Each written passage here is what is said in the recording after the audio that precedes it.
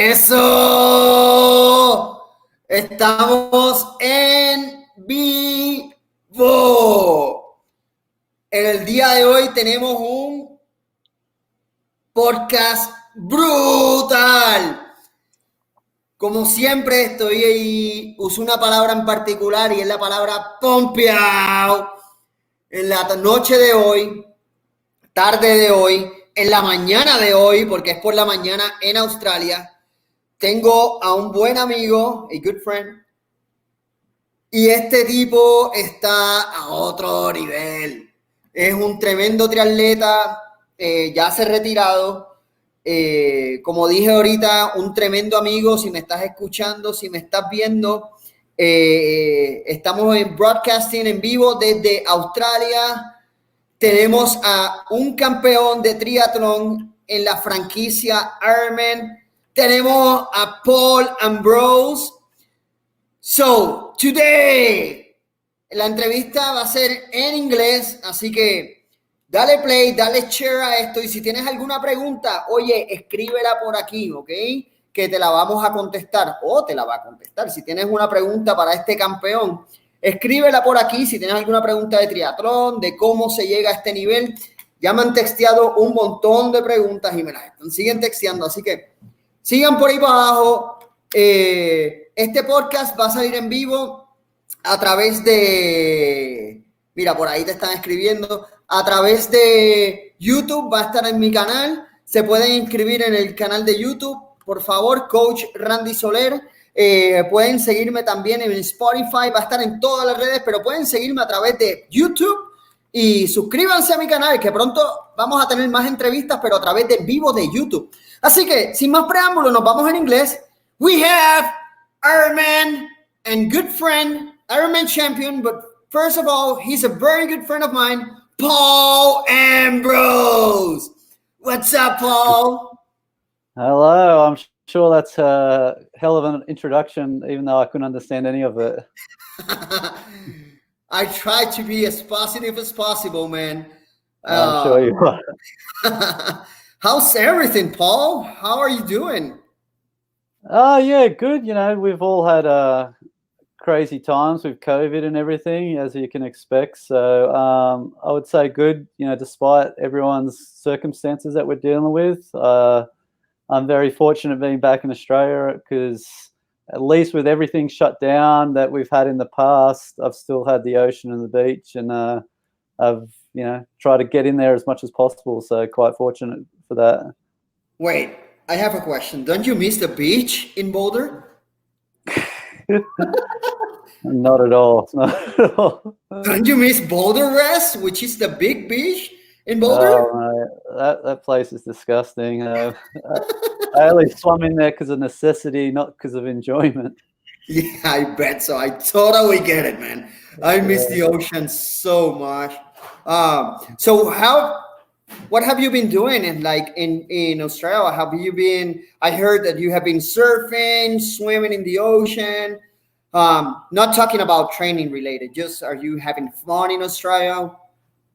Yeah, well, it's been difficult circumstances. So, you know, with a lot of shutdowns and everything going on, there's not a lot that I can do. So the things that I've mostly been doing is, just going to the beach. I was getting into the surf. I was surfing a little bit, but I broke my surfboard. So now I'm body surfing, and I bought a clubby board, which is what the surf lifesavers use to like save people on.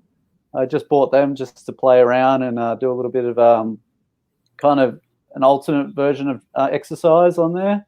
That's the one that you get in your knees? Yeah, the one on your knees. Yeah. So I've been getting on that maybe once a week, just something different. But mostly, just trying to go to the beach. I've been doing walks. I feel like that's what a lot of people have been doing, just because it's one of the few things that you can do outside with, you know, all the closed facilities that are on at the moment and all the restrictions as well. So walks, books on tapes, podcasts, all that sort of good stuff. That's the things that's gave me my sanity lately. Yeah. You know, I loved, what's the name of those boards that you get on your knees, the lifeguard ones? What's the name of it? I just call them clubby boards because the surf clubbies use them in races over here. So there's a series called the Surf Ironman series, and it's like triathlon where there's 3 disciplines, but the 3 disciplines is totally different. And one of them's a event on one of those boards. Another one's on a ski, which is like a kayak for the surf. And then the other event's a swim, and they do that, and then they have a circuit along the beach. And it's quite big in Australia. It's a national series, but it spawns from all the surf lifesaving clubs, and it's deep in the culture within the surf lifesaving community. And I've always loved that, watching the events growing up, and I just wanted to try doing it a little bit just to see if I enjoyed it. So I just call them clubby boards, but I'm not sure what the actual name for those boards are called. I love those boards. In fact, my long distance swimmers, every time that we are on peak of their training, I try to use those boards in Puerto Rico because it's kind of the same movement as swimming. I really love it, and it works your core, man. It really works your core like so hard. Yeah, it's good. It can beat up your shoulders a little bit, but it's just another version to be on the water, and any opportunity to do that, I'll take. Yeah. So before starting, this is a podcast of having fun, right? Like I told you, and some Q&A. Some people have been texting me and writing me questions. But before going into that, I want to try to get serious in this. And I want to have your opinion about this. We're living tough times in the States, right? With all the racism. You have been living, you have been all around the world, which you have been surrounded with all kind of people. Do you have anything to say about what is happening in this situation, or you have special opinions that you want to throw here in the podcast? I don't think I have any special opinion. I have a strong mindset that the only way for progression to happen is for people to have an open mind. And for me, traveling the world and living in different cultures, that's what I took on, as just being as open-minded as possible, because you want to absorb people's cultures, backgrounds, and the diversity. And you're in people's homes. I was in strangers' homes nearly half my life to make my career as a professional athlete successful. So I got welcomed into a variety of different people's homes from different cultural backgrounds and quite diverse, people. And I was very grateful for that. And they accepted me into their homes and into their culture. And for me, it's just learning. Everyone's different. It doesn't matter what kind of cultural background you come from. I think just kind of embracing people's differences is what makes us grow as people, and I think that's the biggest thing in moving forward. And I think in my experiences in America, I lived in quite a progressive area in Colorado, so you don't get subjected too much to closed-minded people. I was surrounded by a very open-minded community, so that's why I liked it there. But unfortunately, there are pockets throughout the world where people aren't open-minded, and I think that's why this whole thing is spawned out of. It's just people narrow-mindedness, and with narrow-mindedness, you can't affect change. So I think that's why people are really angry at the moment, because there's kind of this clash between open-minded, progressive people and closed-minded people, and people are trying to force change, and it's a horrible situation. But I don't think adding anger and violence is a way to create change. I think education and just open your arms to various communities is the only way forward. Anger doesn't solve things at the end of the day. You can be upset about the situation, which is horrible, but I just think for things to change, it stems from a deeper cause, and it's that root element, I think, is the closed-minded philosophy. So you got to try and address that, and just surrounding people with, for me, I was just dived into it. So I dived into people's homes in different countries, and trying to open up some of these communities, and maybe trying to find where these pockets or areas where closed-minded people may sit, and just trying to immerse them with a bit more culture. I think that may be the way forward. And once you're submersed in it, you slowly start breaking those barriers of closed-mindedness. And I think that's the way forward at the end of the day. But on the positive note, I feel like in our day and age right now, we are in the most open-mindedness period of our time in existence. So you can look back at history, and it was a lot worse in generations before us. So I think where we are now is positive in a lot of respects. We've moved forward in society in a lot better position that, multiculturals can, mix and coordinate with each other quite freely. And in most cases, it's small pockets that have these, stems of, problems. But in general, I still believe it's small pockets at the end of the day. So I think that's a positive outlook. Awesome. Thank you, man. Really appreciate those words. Okay. So now talking about triathlons and your life, you come from a soccer football background. I call it football, right? Real football. So you come from a soccer background, I'm correct? Yeah, so in my area, and I think a lot of Australia, you tend to play soccer as a kid in the winters and cricket in the summers. That's kind of the two sports that child participation sport you get thrown into. And I think soccer was a little bit more important within my family, just because my dad's from England and he grew up as a fanatic football supporter. He's still to this day a huge supporter of Manchester United. And he kind of pushed me, my brother.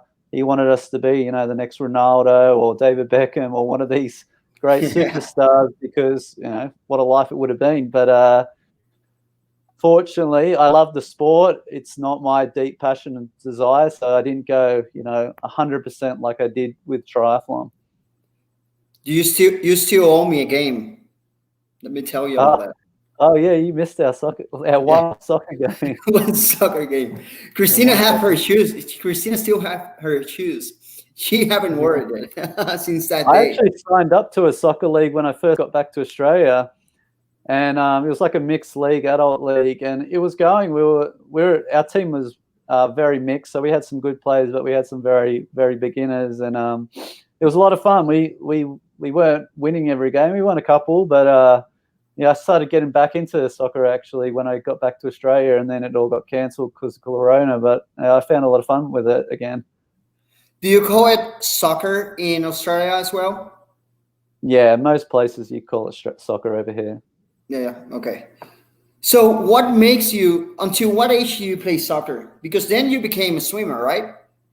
Yeah, so I started playing soccer till about 14. I picked up swimming at 10. But I was juggling, both till I think it was about that 14 mark where I had to make a decision because it was too much for my parents. I was swimming and they were taking me to soccer practice and then cricket and all these sports, and, they've still got their life. So I had to make a decision. It was one or the other. And at that stage, I was getting a bit more into swimming. So I chose swimming over soccer. And after the age of about 14, I went more into the swimming world. Yeah, I know that part, that me as a parent, like, you have been with us, like with Ian and the skiing, it's a lot, like swimming, skiing, like for us, I bet it's like it's hard, like being in two sports, being a parent, and like taking you to all these places. And so until 14, you were doing both sports, and then you decided to go, okay, I'm going to just be swimming, right? Or it was like, okay. And That was why basically it, yeah. why that big decision? Like, because if soccer was huge in your family, what made you switch to just swimming? Well, I think it was my choice, so it wasn't a family discussion, and I think that's what I was fortunate. I had the ability to make my own choices, and I was supported with that, so I'm very fortunate to come from that kind of background. But yeah, for me, soccer was just a fun pastime. But for me, but swimming, I saw it as, a driving force. I wanted to be the best in the world, kind of. I had that attitude, but in soccer, I didn't have that attitude. Soccer, I just wanted to play and maybe win some games with my team. But swimming for me, I wanted to see, how far I could get, and that was the difference. And when you kind of have that attitude, I guess you got to lean towards where that passion lies. And for me, it was swimming at the time. Before I have some question for you. Maybe you can. Some people are gonna be asking questions through the podcast, and I'm gonna show you the questions, and maybe if you want, you can answer. Sure. So this is a question for you. Let me know if you can read it, and if you can read it, that would be great. Did I get picked as a child for triathlon like other Australian triathletes? No, I didn't get picked. No one picks. Yeah. I just kind of got fed up with swimming at one point, and I wasn't completely fed up with it, but there was just a breaking point when I was about 16 that I knew that I wasn't going to go all the way, and I just did triathlon as just an experiment adventure. I just did a race, like I'll give one a go with a friend from school. Did one, a very short one, a sprint distance. Got my ass absolutely handed to me because I never did triathlon before. Borrowed a bike and all aspects, but I kind of liked it. It sparked something in me, and then after that, I joined a group to train for triathlon, and that really, it was game over. After that, I was just all in basically after I did that first race. But yeah, nothing picked me. It was just kind of an experiment to see if I liked it. I just wanted to give one a go to see what it was like, and I loved it in the end, and I went after it. It was like an adventure, and I wanted to see where I could go with it. Okay. You are very competitive. And through this couple of minutes that we have been chatting, you just said like, okay, I joined a soccer team here in Australia and we were winning. At age 14, I wanted to be the best in the world in swimming. That's right now. You have been saying this. Yeah. When you started doing triathlon at 16, I started doing triathlons at 16 as well, 16, 17. And I just fell in love with the magic of someone beating my ass and finishing like, oh, this hurt, but it's like, it feels awesome. Yeah. Did you feel like that, like right away, like, okay, I'm feeling like awesome about this beat that I just got through the sport, and I just want to do this like for the rest of my life? Did you feel that like right away after finishing that first triathlon, like you did on swimming? No, I didn't even think about the rest of my life at that aspect. I was more frustrated that I wasn't that good compared to other people, and that was my fuel. I just wanted to get better within myself. I was like, I wanted to see, if I could get better position or a better time, and I just had small intrinsic motivators. I wanted to create a better me first. And I think that carried throughout my career. Even when I turned professional, it was more about how good I could get as a person, and then test myself against other people. But I wasn't thinking, I want to do this the rest of my life, or I want to travel the world, or I want to be professional. At the beginning, I was just frustrated that I was so behind everyone in certain aspects, and I wanted to be on their level and see if I could beat them, but also see how fast I could get at the same time. And then my mind and aspirations got a bit bigger and broader as I got further into the sport. At what age did you start like really competing? Like, okay, I can do this like professionally.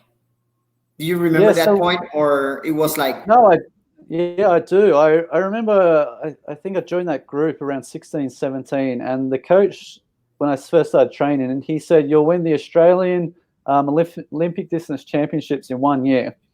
That's what he told me, and I'm like, whatever, mate. Like, what are you talking about? I just started triathlon.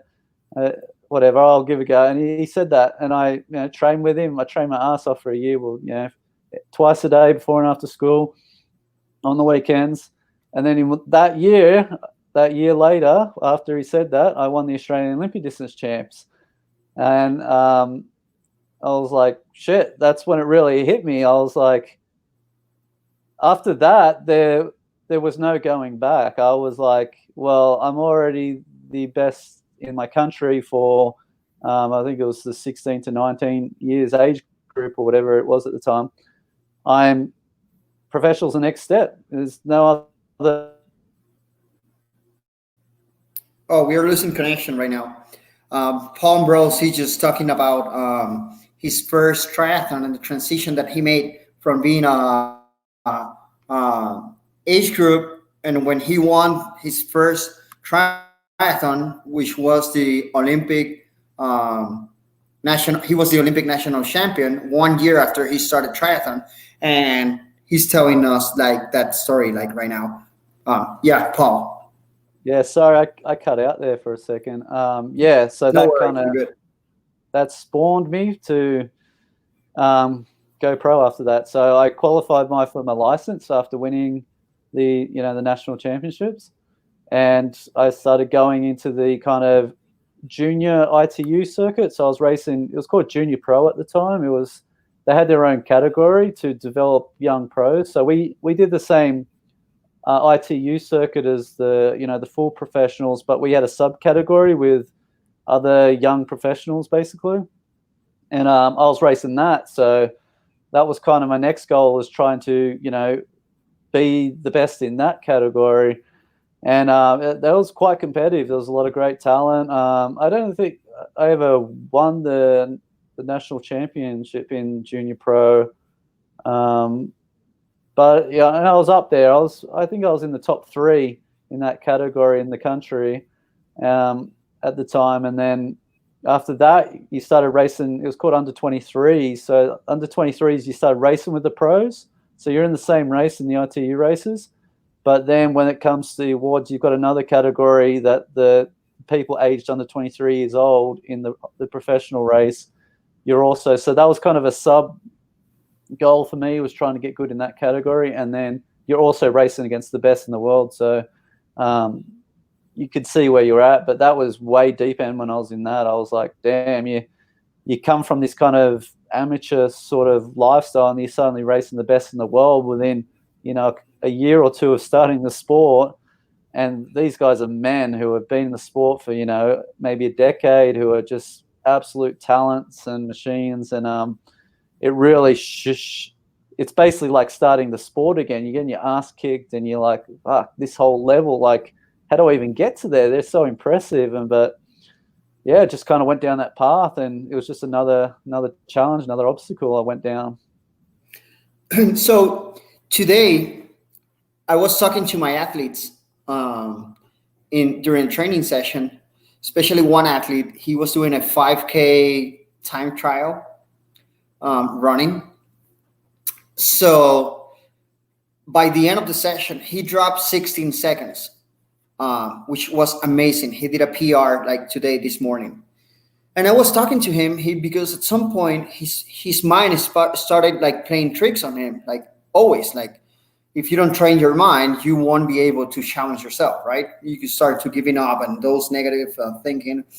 And one of the things that I was saying to him, at that point, if I'm with you, I was like virtually with him, right? On the computer. You just need to trust me and trust the coach at that point. You just need to execute. That's it. Try to switch that mindset.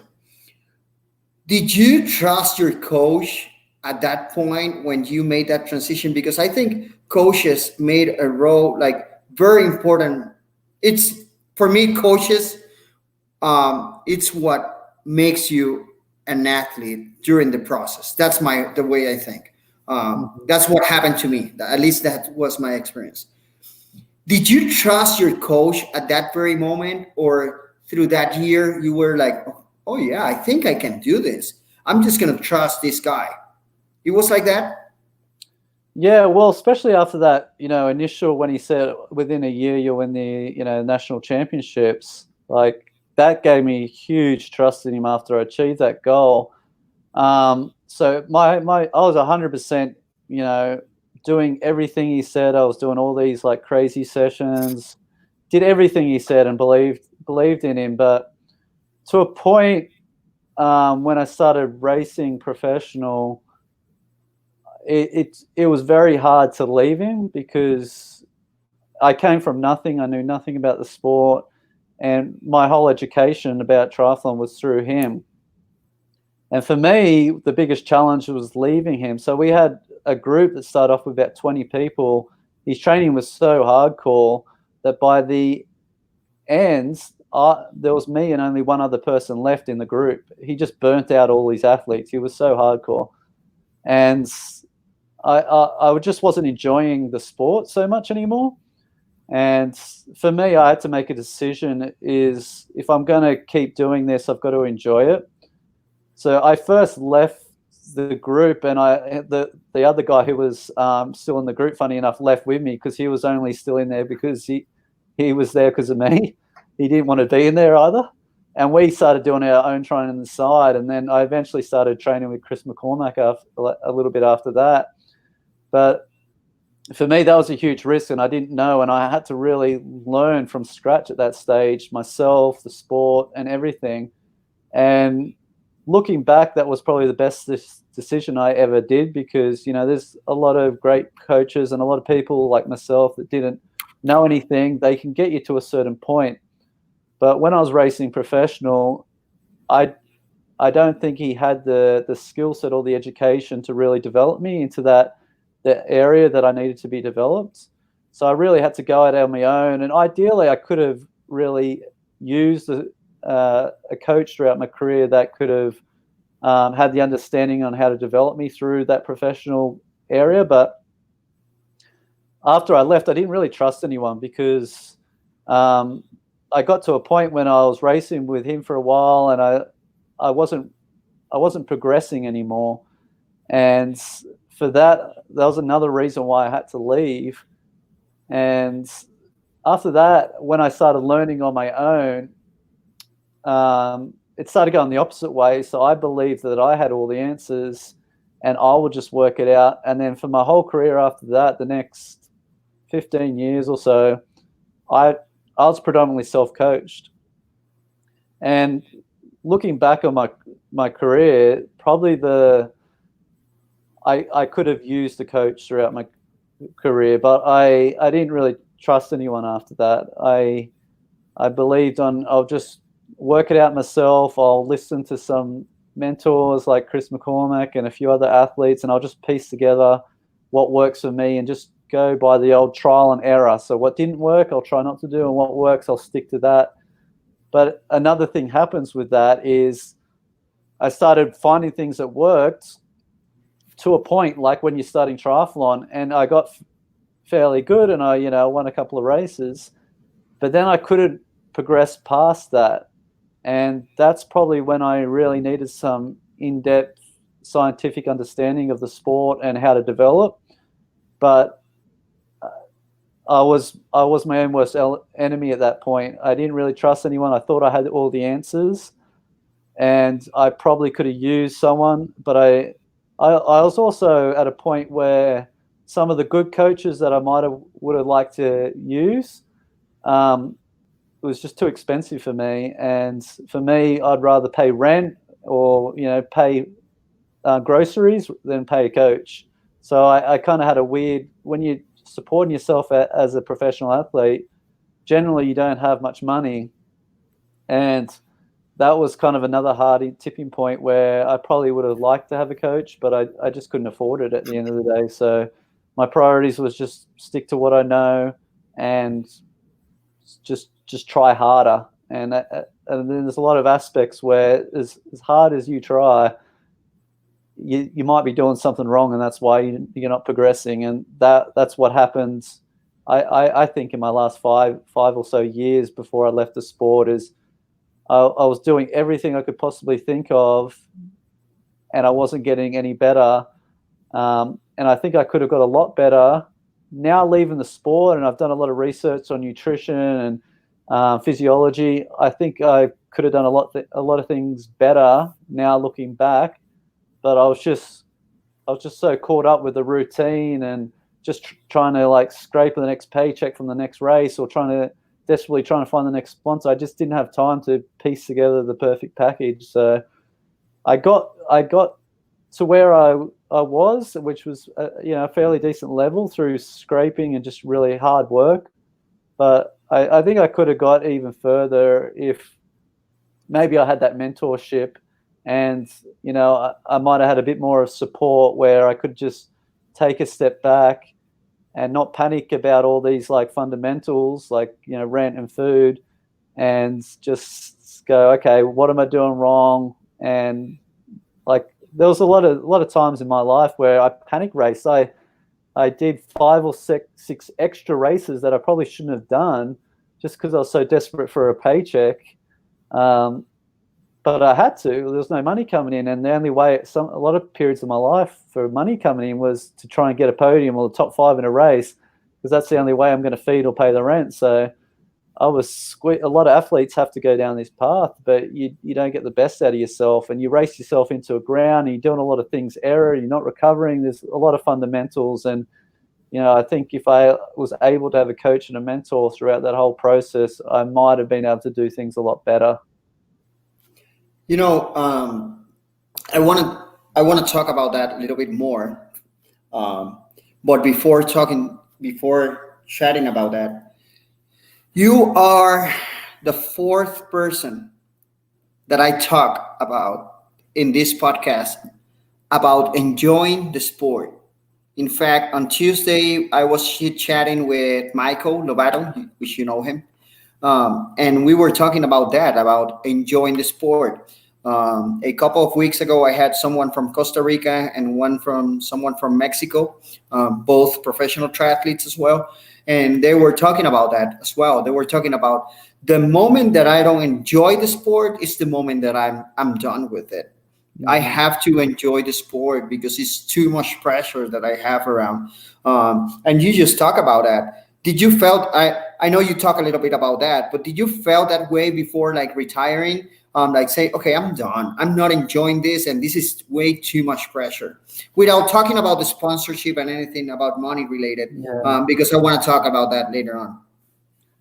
Yeah, it's an element of anything. When you do something too much, you lose the enjoyment. I always have the analogy, say you like ice cream. There's only so much ice cream you can eat before you stop liking ice cream. So you might like a scoop or a bowl or a tub. You start eating 5 tubs in one go, you don't want to see ice cream that day or maybe even that week. And that's like with sport or work or anything in life. You do too much, there's a breaking point. For me, I had that breaking point maybe a few years out, and I think I knew it, but it was a job at the end of the day. I had no other job. So I had to do it like a job and try and treat it as a job and do it well.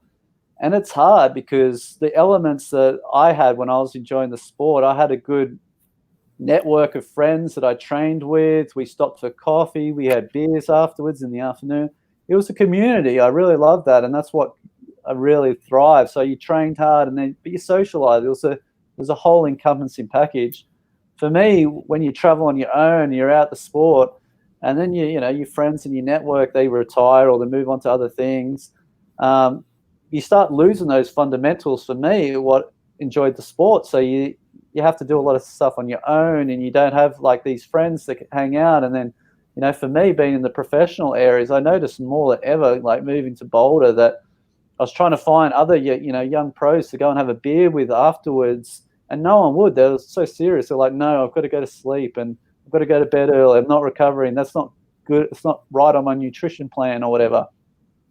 And for me, it was hard to, like, I was like, yeah, we're young. Let's have a beer. We're in our 20s or whatever. Let's go have some fun. And I ended up having to do that on my own, just for my own sanity. It wasn't perfect. It wasn't ideal in my training or my, professional training plan. But I think that's what kept me going for a few more years than I, could have, compared to other people, because I actively went out by myself and I tried to make friends and, meet other people outside the sport. And I think that's the hardest thing for me, is those fundamentals where you're in it as, it's kind of a community. It's like a family, and you're not just doing the sport. You're having drinks at the pub, and you're meeting girls or whatever, or you're having coffee, and you're talking about other things outside of sport. There was definitely a point towards the end of my career, all those people, all those friends have, in different countries or moved on to other things. And I just didn't have that network anymore. It was just me on my own. I was traveling to races on my own. I was training, most of the time on my own. I had a few people here and there that I did some, sessions with, but mostly I was on my own. And again, it was just work in the end of the day. I didn't have that fuel of passion. I had more like the paranoia of, how am I going to pay this bill, and had that guilt that, you can't take your eye off the prize. And when that shifts, unfortunately, it happens with a lot of people because it's hard to maintain. You're losing that 1 or 2% that really is going to achieve those results and, really get the best out of you, and the fulfillment. Like when there's some races that you do really well at and you can't even enjoy it.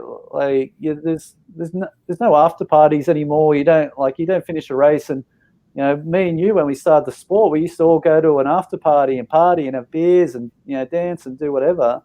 The sport completely changed. No one does that. They go straight home, or they fly home to wherever they came from, and you're back at your hotel or your homestay, and you're just sitting there like you're just patting yourself on the shoulder, and you're not really having that culture of celebrating and community. It's very isolating and lonely. And we have talked in the past, like you and I, we have talked about this, about the all days in triathlon. So do you miss that? Do you miss that in the sport at the end of the day? Like, okay, it was like, I totally agree with you. I think before, the sport has grown in a good way, right? Mm-hmm. In all aspects. And with the growing of sports, it comes new stuff, new technology, which is good. It's great. You learn more about stuff. You study more about stuff. But also, I totally agree with you. I think the community, like having fun, just talk other things, not sports related. And maybe having a beer after triathlon or going to big parties. I used to go, I went once to ITU 2002, the World Cup in Cancun, Mexico. Oh, it was a huge party afterwards, like huge party. And that was one of the reasons that I used to love the sport. Well, I still love the sport in my case, but those things, I never see those things like the past. St. Croix, I don't know if you went to St. Croix, the big party after St. Croix, 70. Yeah. Wow, it was amazing. I miss that. I really miss that. And I think that you miss that as well. Absolutely, yeah. So talking about the past and the present in the sport, and not about the community or maybe having fun, talking about the mental toughness about the sport. Like you see, I think all days, like for example, your old coach who made you the triathlete that you became, right? Mm-hmm.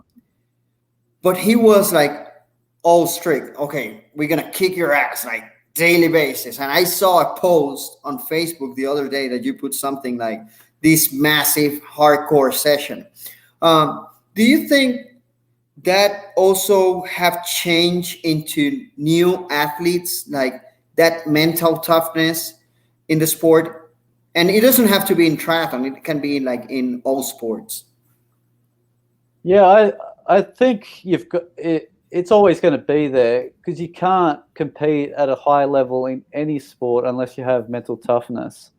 The difference is as it's got very scientific. So the people that getting better are just dotting their I's and crossing their T's, but you cannot be a professional athlete in any sport unless you have mental toughness. So you can race amateur and just go through the motions and finish your event or, whatever it may be. You don't have to be mentally tough for that. You can just do it for fun and whatever. But to race at a high level, old days or new days, you have to have mental toughness. There's no getting away around it because there's a lot of work you got to do. And no matter which way you do the work and which way you enjoy it, it's work. It's hard. You got to kill yourself day in and day out. You've got to, whatever way you do it, and there might be a more strategic way to put that plan together and make the best version of you. But you still got to work your ass off. So that doesn't change, what era you're in. So talking about that, I have a question for you from Jason. Jason is asking this question. So being a professional triathlete, it's a lot of sacrifice and it's a lot of hard work, like you just said. How can you motivate people to keep enjoying the sport of triathlon? Yeah, that's a tough one because everyone has different motivators. I think we were just talking about it. For me, when I started the sport, I was just kind of motivated beating the next guy in that race or getting a better time. For you, you wanted to be professional and do the rest of your life. We both had different goals at that time and different intrinsic motivators.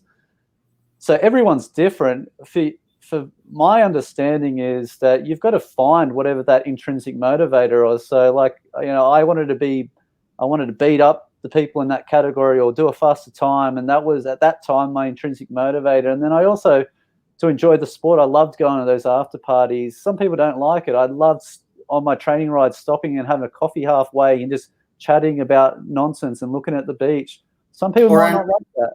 Or an acai bowl from Mulder Acai. Or an acai bowl, whatever it may be. But they're the things that I found that really helped me enjoy my day-to-day and keep me moving forward within the sport.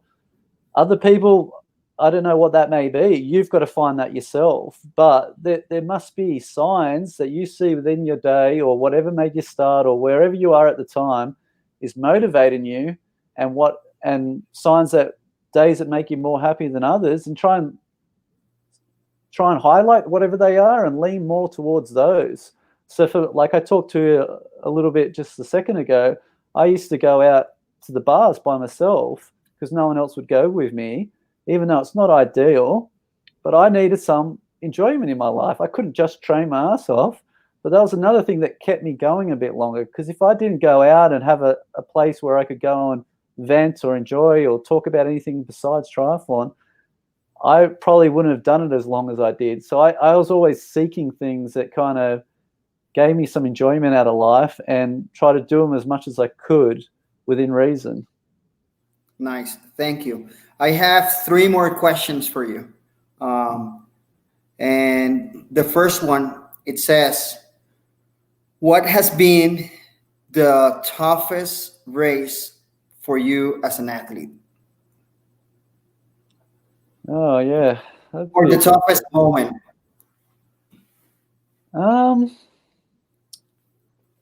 I have pretty good questions. Probably I would say probably my first Ironman.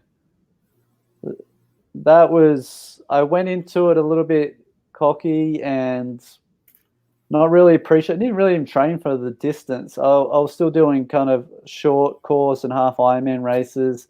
I did one at the end of the year just to kind of finish off the year, just so I didn't have to train for the next month and I could just relax and party for the next month. So I just did one. I did Ironman Arizona. And at the time, Chris Lieto was one of the best bikers in the world.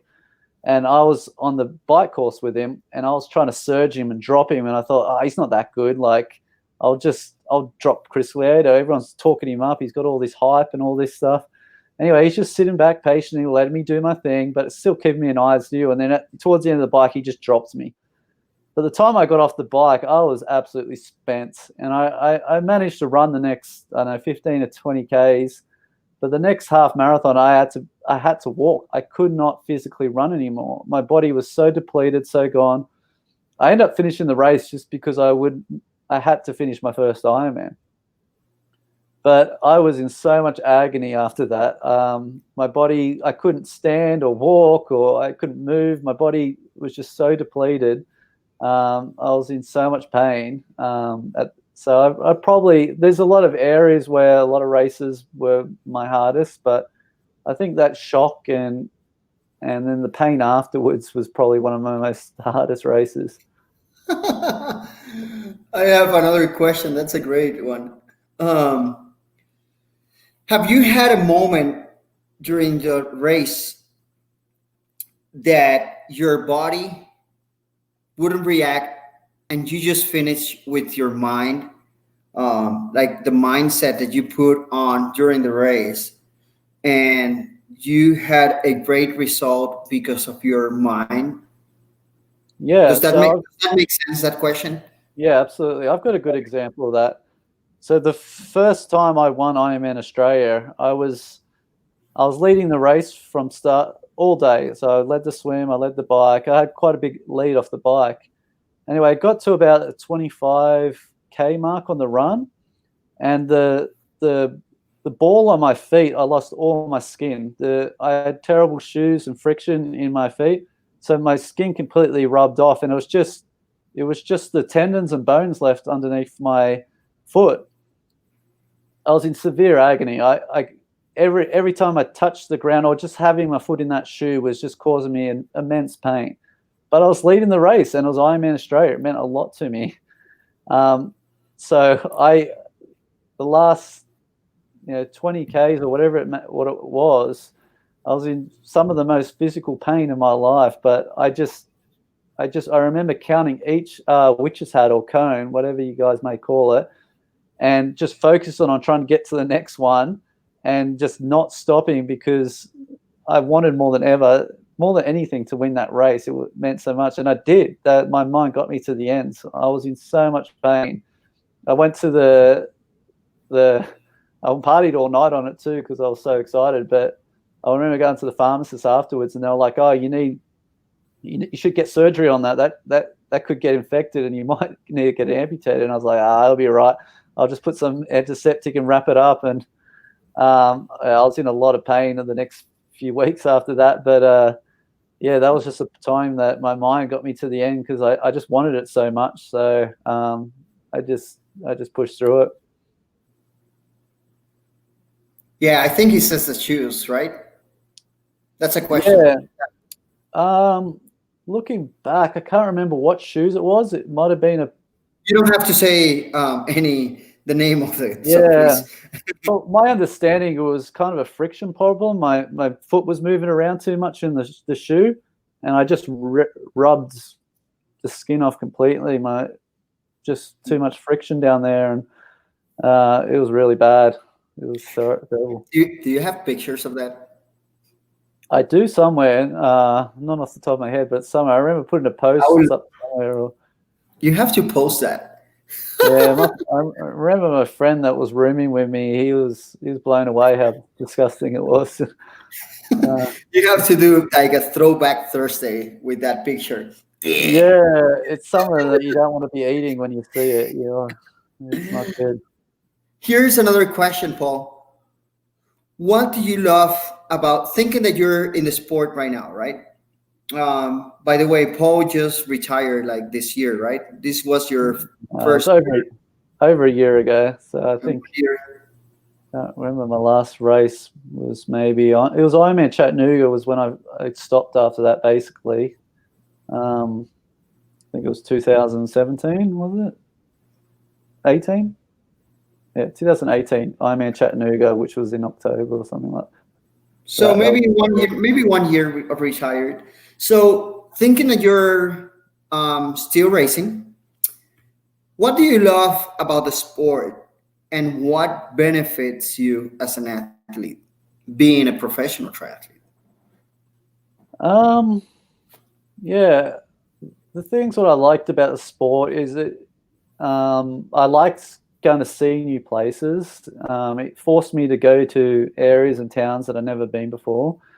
I liked the fact that whatever it was a challenge. So I wasn't just going to a new place and it was exciting. That was nice in itself, but I had a challenge to be there, and then also seeing how good I could go in that challenge. So I had these kind of three benchmarks where I got to see a new place, I got to be around a community of healthy, motivated people, and then I had a challenge of, can I beat them? How fast can I go? And all these three aspects were motivators and why I enjoyed the sport. Okay, so Paul, we have around 10 more minutes, and I want to talk about three subjects. Okay. And if you can make this real quick, this next question that I have for you, this is from Maria. Mm-hmm. How does it feel to be an Ironman champion? Yeah, it's a great feeling. It's something you're gonna have the rest of your life, so it's something that I'll be grateful for. I think it's like anything in life; it's hard to really appreciate it. But I know it means something. So, but it's a good thing. But sometimes it's hard to appreciate it at the same time. Perfect. Thanks. Okay, so I have three subjects that I want to talk about. The last one will be kind of the conclusion. But first of all, you talk a little bit about the money support, and let's say about sponsors, getting sponsors, being a professional triathlete. So many people think, oh, professional triathletes, they do that because they get paid for it, and that's why they can race. And I know so many professional triathletes they struggle by trying to get money. And there's so many races. This is not basketball. This is not baseball. Yeah. It's so hard to make money or make a living out of it. And how was that for you? Because many people say like, okay, you're a professional triathlete, you make this as for a living, you make money out of it. They should be racing for free. They should come to races for free, right? Because I have heard that before. Oh, they're coming here because of the money. Of course they're coming here for the money. They want that money. They should increase the prize money. They're making a lot of money into races. Like 25,000 prize purse divided by 20 people. 3 person make money out of it, including females and males. It's not enough money. The prize purse of 25,000 divided by 20 professional triathletes, that's nothing. And you said like you have to race because of money at some point, even though that it changes your training plan. How bad that was for you, even though that you talk a little bit about that, but you make kind of a statement like for people that don't know, and maybe because of this conversation, they will say, oh, we need to support professional triathletes more. Yeah. So what people don't understand, being a professional athlete just means you're eligible to race in the category as a professional athlete. You don't get no contract. There's no one paying you money. Nothing. You start actually with negative money because it costs you roughly $1,500 to race professional, because you got to pay for an Ironman license if you race an Ironman, which costs, I think it's $800 US now. And then your country has its own license to be qualified to race professional. So in Australia, our professional license is, I think, about $600 to race for my country and then qualify for that Ironman race. So just to race in that category to begin with, I'm down nearly $1,500. Then I've got to train for these races. So I've got squads or swim gym memberships to make it successful. I need bike parts and everything else. unless you got sponsors, no one gives them to you. You know, some bikes cost $10,000. You got wetsuits, goggles, running shoes. You got nutrition. You eat a lot because you're training so much, so you got to eat extra. So again, you're hemorrhaging money just trying to be an athlete, just to be at that level. Then you've got to pick the right races. So, you know, you might want to go to this race or that race. A typical race usually costs you $1,000 to a couple of $1,000 just to attend the race. So you're thinking air flights, accommodation, hire car. You might need some special food for that race, or, you know, race tires, because you don't want your worn out training tires to blow on race day. So you get some special tires. Then, you know, you're already even more thousands of dollars in debt before you even start that race. Then you've got to do the race. And usually they only pay the top 5. 5th barely pays your expenses. So if you get 5th, you're not even paying for your flights and your accommodation usually. So you got to get in the podium. If you get the podium, sometimes it subsidizes all those expenses, and you might get some extra money. Then you go back to wherever you live, and you got to pay rent, and you got groceries and utilities and all these expenses. So you're hemorrhaging more money. Then you've got to go, shit, I'm losing more money. I've got to do another race, but I've still got to do a result. So you've got to go through that whole process again. And it's just an endless process. So ideally you get good enough and you get sponsors, but no one's knocking on your door. Even when I won Ironman Australia, no one's ringing me up saying, oh, can I give you $10,000 or $20,000 to be a sponsor? No one's doing that. I've got to research, bother, knock on doors, cold call, go, hey, would you sponsor me? I've got some good results. And you're not the only person asking for that sponsor. There's hundreds of thousands of people all over the world fighting for that same sponsorship. So now I've got to find out, why should they sponsor me rather than any other person that's asking for that sponsorship? So now I've got to be the best salesman in the game. So someone that's just an athlete is suddenly have to be a creative salesman and go, well, I could do this for you. I could do that. And then maybe you get your foot in the door and get a sponsorship. A lot of companies don't give you a decent sponsorship. So to make it viable, you go, hey, if I get a podium in these races, you pay me some money. So they go, okay, you get that sponsorship, but you're not getting any money unless you perform results. So then you've got to do more races to get that bonus, to get a salary from those sponsors. So it drives you doing even more races. So that's even more expenses.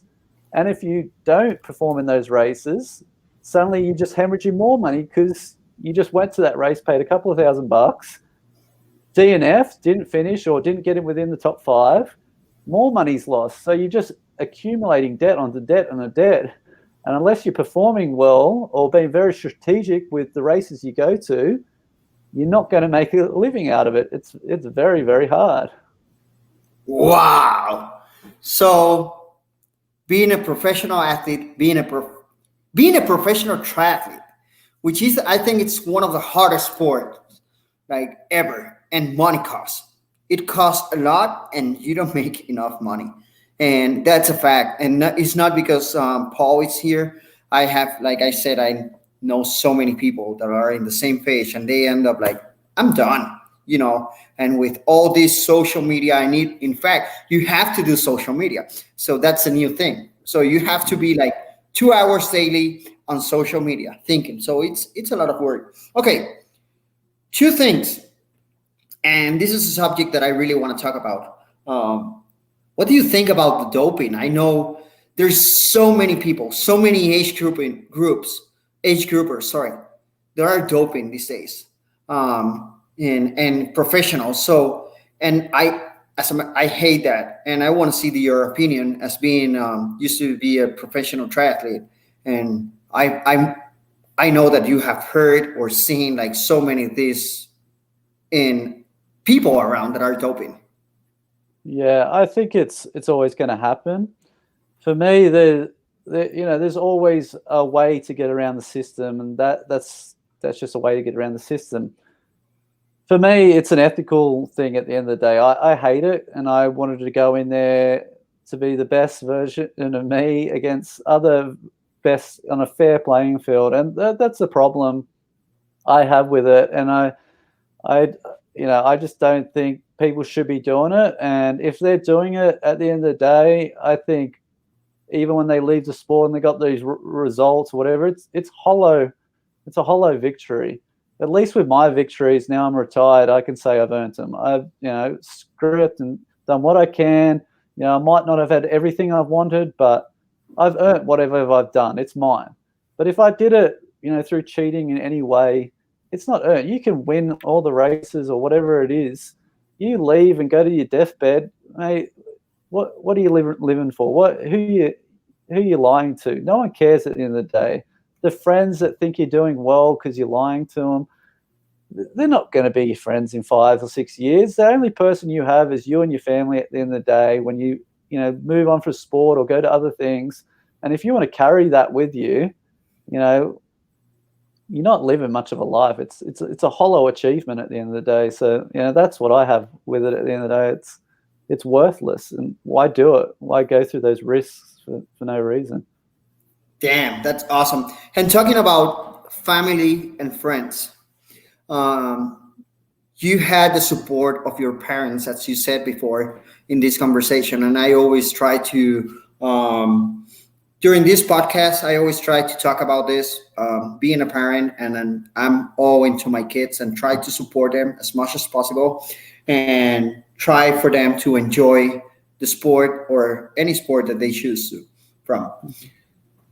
How important was for you having parents that support you through your career or through your decisions of switching from soccer to swimming to triathlon?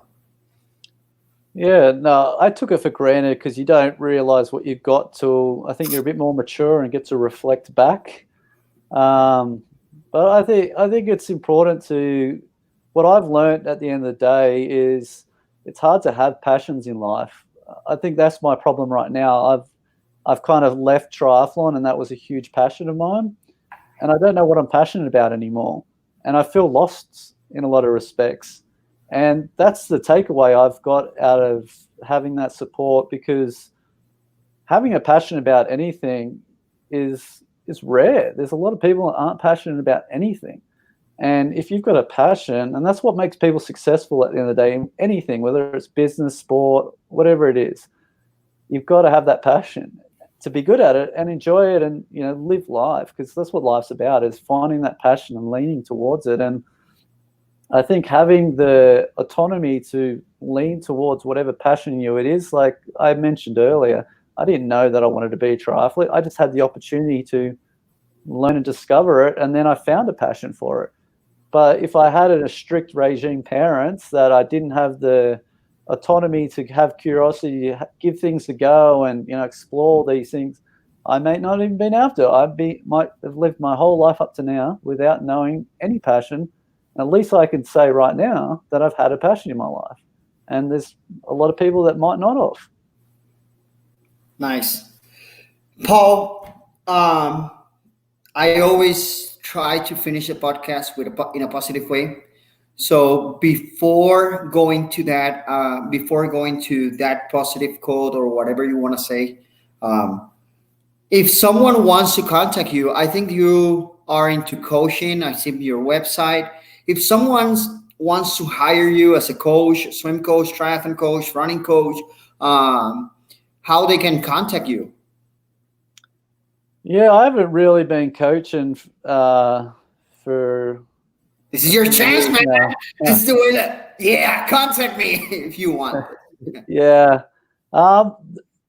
Anyone can feel free to, reach out to me. It's just my name plus hotmail.com. But at the end of the day, you got to be really serious if you want me to coach you, because I'm at my stage of my life, I'm looking for a career. So I'm going to probably be doing a 9 to 5 starting next week, which is a whole different life for me. But if I see some sparks out there that need a little bit of encouragement and some support along the way, I'm happy to help. And at the end of the day, if I can help someone be a little bit better, I'm there for them. But at the moment, it's not my sole priority. I'm not trying to be a coach at any means. Perfect. Paul, any positive quote, phrase? This is your time to shine, baby. If you have something to say for us. Yeah, I think a thing that I try and look towards, especially it's been a hard time for myself, and I'm sure everyone right now, is the saying, light shines bright through the ones that have cracked. So I've cracked in many ways in my life, physically, mentally, financially. And you got to believe that, there's going to be a brighter, positive spark through all these, disappointments and failures. So that's kind of a positive message and motto that I try and lean towards. Paul, my friend, thank you so much for sharing your time with me, with us, with the people listening or watching. Really, really appreciate having you as a friend instead of having you in here. So I really appreciate that, and always saying yes to all my projects or whatever I have in mind. So really, really, really, really appreciate it. That you have a home here in Boulder, you have a home in Puerto Rico, you have been in Puerto Rico, you have hang out in Puerto Rico, you have drink in Puerto Rico. So thank you for accepting me as a friend and for being in my podcast. So next Sunday, this Sunday, I'm going to have Chris Lee here in the podcast. We're going to talk about strength and all those kind of shit. So I'm going to have a good time as well with another friend. His name is Chris Lee. That's going to happen this next Sunday, 9 a.m. Mountain Time. So stay tuned. I'm going to talk some in Spanish right now, Paul. Gracias. Thank you so much. I'm going to put you on mute. But thank you. Really appreciate your time, man. Oh, no, you're welcome, mate. Ok, amigos, muchas gracias a las personas que nos vieron. Estuvimos en vivo a través de Facebook Live. Este programa va a estar en el podcast a través del canal de YouTube. Sintoniza YouTube, dale subscribe al canal. Pronto todas las entrevistas van a ser a través de YouTube. La semana que viene tengo un podcast brutal, bien pompeado, porque voy a tener a mi hijo Ian, donde vamos a estar hablando sobre cómo se siente ser un joven niño con una condición o ser un niño especial. Así que pendientes. Y este domingo voy a tener un entrenador, un preparador físico y gran amigo de aquí de Boulder, Colorado, Chris Lee. Así que sin más que decir, quiero darle las gracias a todas las personas que nos vieron. Y si estás escuchando este podcast que está en todas las plataformas digitales, que tengas bonita tarde, bonito día. Un abrazo. Yeah.